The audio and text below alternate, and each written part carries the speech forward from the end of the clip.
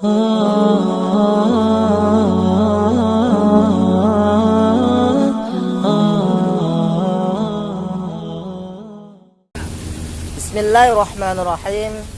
Assalamualaikum warahmatullahi wabarakatuh. Alhamdulillahi rabbil alamin. Wassalatu wassalamu ala sayyidina Muhammadin wa ala alihi wa sahbihi ajma'in. Ashhadu an la ilaha illallah wahdahu la syarikalah wa ashhadu anna Muhammadan abduhu wa rasuluh. Pemirsa, sahabat fakir ilmu yang dimuliakan Allah Subhanahu wa taala. Tiada kata yang dapat mewakili nikmat tetesan darah, detak jantung, hembusan nafas, langkah kaki, ayunan tangan, semua hanya dapat dibalas dengan ucapan alhamdulillah. Sampai hari ini Allah masih memberikan kita kesempatan, masih memberikan kita kekuatan untuk menjalankan ibadah puasa sebagaimana mestinya. Tak ada yang dapat menjalinkan kita dengan Dia yang jauh di sana, di kota Al-Madinah Al-Munawwarah. Kita memang tak pernah berjumpa dengan Dia, akan tetapi beliau selalu merindukan kita. Maka pantaslah kita sebagai umatnya untuk mengucapkan Allahumma salli wa sallim ala sayyidina Muhammad wa ala ali sayyidina Muhammad. Inna salatakum man arbatuna alayya, kata Rasulullah. Salawat yang kamu baca itu akan dibawakan malaikat kepadaku. Lalu sahabat bertanya, kaifa salatuna man arbatuna alayka wa qad arimta? Bagaimana mungkin salawat kami akan dibawakan ke makammu padahal engkau sudah hancur dimakan cacing tanah? Kemudian Rasulullah sallallahu alaihi wasallam menjawab, innallaha harramal ardal jasadal anbiya. Allah mengharamkan tanah memakan kulit tubuh para nabi. Maka begitulah nabi yang sangat dicintai oleh Allah Subhanahu wa taala. Sampai cacing tanah pun tidak akan memakan kulit tubuhnya.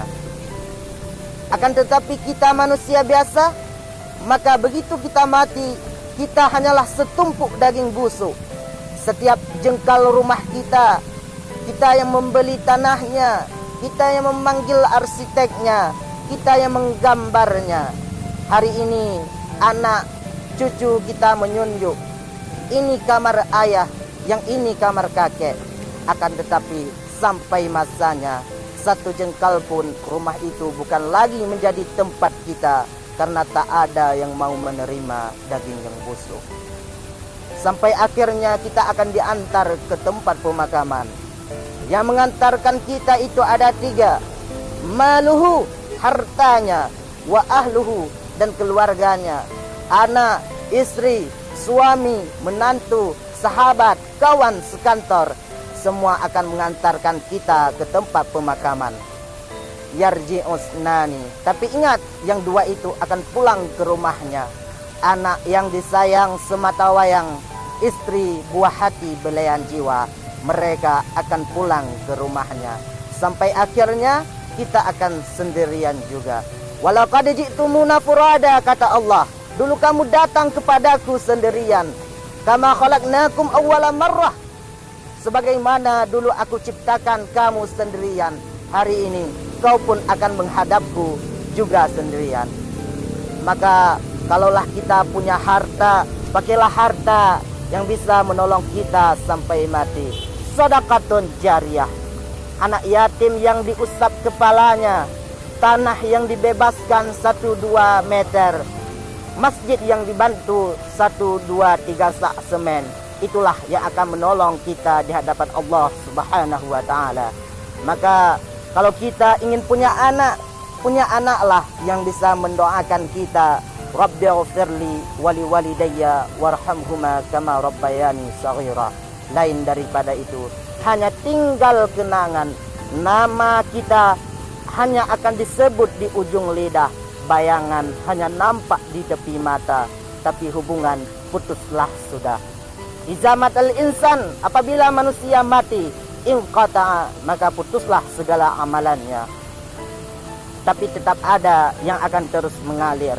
Maka peliharalah yang tiga ini. Yang pertama shadaqatun jariyah, yang kedua doa anak yang soleh, dan yang ketiga ilmun yuntafa'u bih. Pelajarilah ilmu-ilmu yang kira-kira dapat menolong kita di hadapan Allah Subhanahu wa taala. Pemirsa, sahabat fakir ilmu yang dimuliakan Allah Subhanahu wa taala. Hari ini kita masih bisa duduk tenang, sejuk karena kita bernaung di bawah rumah yang megah. Keluar dari rumah, kita akan bernaung di bawah mobil yang mewah. Keluar dari mobil, kita akan bernaung di bawah pohon yang rindang. Akan tetapi sampai masanya watakunul jibal kal ihni manfush, kata Allah. Bukit-bukit, gunung-gunung seperti bulu kambing yang dihembus angin. Wataran nasa sukara, kau lihat mereka itu akan berjalan seperti layaknya orang mabuk. Wa ma hum bisukara, padahal mereka tidak mabuk. Walakinna adzaballahi syadid, akan tetapi azab Allah amat sangat keras. Di hari kiamat kita akan melihat seluruh manusia berjalan layaknya orang mabuk, padahal mereka tidak mabuk. Akan tetapi kerak bumi sedang bergoncang dengan dahsyatnya, semua akan binasa. Wa yabqa wahidun, yang kekal cuma Allah Subhanahu wa taala. Pemirsa, sahabat fakir ilmu yang dimuliakan Allah Subhanahu wa taala. Maka oleh karena itu, yang hari ini masih lupa beramal, fadzakir, maka saling ingat-ingatkanlah. Alladzina yadhkurunallah, orang-orang yang selalu mengingat Allah. Qiyaman, ketika tegak, wa qu'udan, ketika duduk, wa ala junubihim, dan ketika berbaring. Ada rasa takutnya kepada Allah Subhanahu wa taala. Rasa takut itulah yang akan menyelamatkan kita. Hadirin pemirsa, sahabat fakir ilmu yang dimuliakan Allah Subhanahu wa taala. Maka jikalau ada pedagang itu ingat mati, dia tidak akan curang dengan kilo timbangannya. Kalaulah ada pegawai itu ingat mati, dia tidak akan membengkakkan anggaran biaya dan dana. Kalaulah ada guru itu ingat mati, dia tidak akan curang memberikan jawaban kepada muridnya hanya demi nilai tinggi, prestasi, piagam kebanggaan. Tapi sampai masanya semua akan diminta pertanggungjawaban di hadapan Allah Subhanahu wa taala. Inna sam'a, pendengaran, wal basar, penglihatan, wal fuad, hati, kullu ulaika kana anhu mas'ula. Semua akan ditanya, semua kita akan disoal, semua akan diminta pertanggungjawaban di hadapan Allah Subhanahu wa taala. Akan tetapi di masa Rasulullah sallallahu alaihi wasallam ada satu orang yang bernama Asil bin Wahil. Dia tidak percaya dengan pernyataan tersebut. Dia bertanya kepada Rasulullah, "Ya Muhammad, ayyuhyiya rabbukal amal idam ba'dama baniya wa rahmah?" Bagaimana mungkin tulang belulang yang sudah hancur berkeping-keping akan menghadap Allah Subhanahu wa taala?